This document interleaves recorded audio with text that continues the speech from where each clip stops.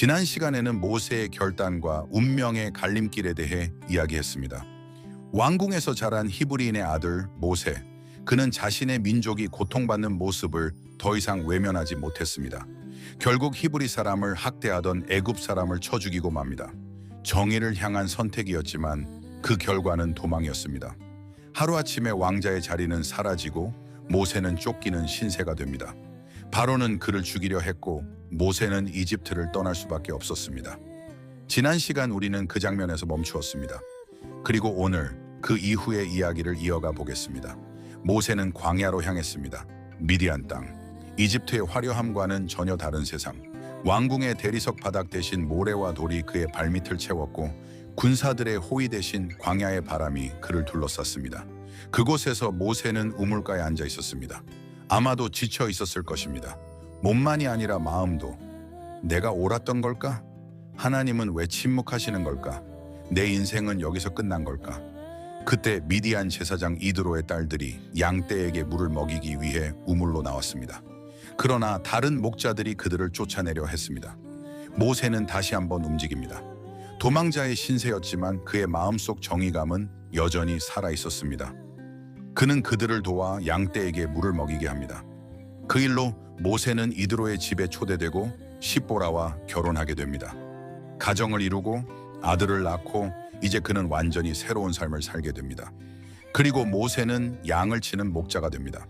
한때는 애굽의 모든 학문을 배웠던 사람, 정치와 전략, 군사와 행정까지 왕궁에서 최고 수준의 교육을 받았던 인물.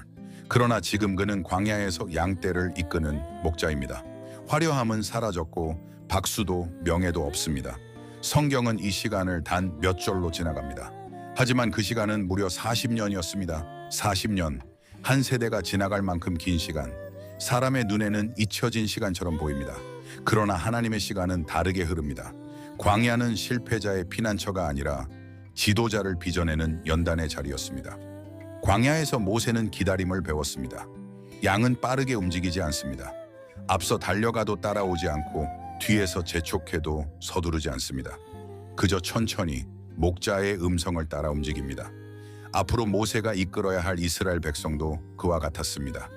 쉽게 두려워하고 쉽게 불평하고 쉽게 지쳐버리는 사람들.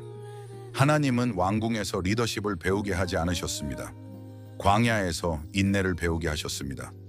왕자의 혈기는 광야의 침묵 속에서 다듬어졌고 급했던 정의감은 하나님의 때를 기다리는 믿음으로 바뀌어갔습니다. 모세는 점점 조용해졌을 것입니다. 아마도 스스로를 잊어갔을지도 모릅니다. 나는 이제 아무것도 아닌 사람이다. 그렇게 생각했을지도 모릅니다. 그러나 바로 그때 하나님의 계획은 완성되어 가고 있었습니다. 한편 애굽에서는 이스라엘 백성의 고통이 계속되고 있었습니다. 그들의 신음소리가 하늘에 사무쳤고 하나님은 그들의 부르짖음을 들으셨습니다. 성경은 말합니다. 하나님이 그들의 고통을 기억하셨다고. 기억하셨다는 것은 잊고 계셨다가 떠올렸다는 뜻이 아닙니다. 약속의 때가 가까워졌다는 의미입니다. 그리고 그 약속의 중심에는 광야에서 양을 치고 있는 한 사람이 있었습니다. 모세. 그는 아직 모릅니다. 자신이 하나님의 구원 계획 한가운데 서 있다는 것을.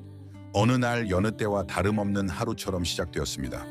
모세는 양떼를 몰고 호렙산, 곧 하나님의 산으로 향했습니다. 뜨거운 태양 아래 광야는 여전히 조용했고 아무 일도 일어나지 않을 것처럼 보였습니다. 그러나 그날 모세의 인생을 완전히 바꿀 장면이 펼쳐집니다. 떨기나무 하나가 불타고 있었습니다. 광야에서 불이 붙는 일은 낯설지 않았습니다. 하지만 이상했습니다. 타고 있는데 사라지지 않는 불. 불꽃은 분명히 타오르는데 떨기나무는 그대로였습니다. 모세는 말합니다. 내가 돌이켜 가서 이 큰 광경을 보리라.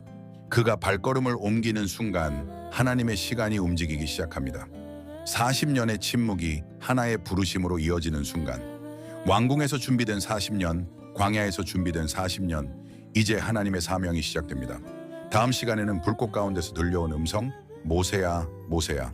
그리고 나는 스스로 있는 자니라. 도망자였던 한 사람이 하나님의 부르심 앞에 서게 되는 장면을 함께 나누겠습니다. 광야의 침묵은 끝났습니다. 하나님의 구원 이야기가 이제 본격적으로 시작됩니다.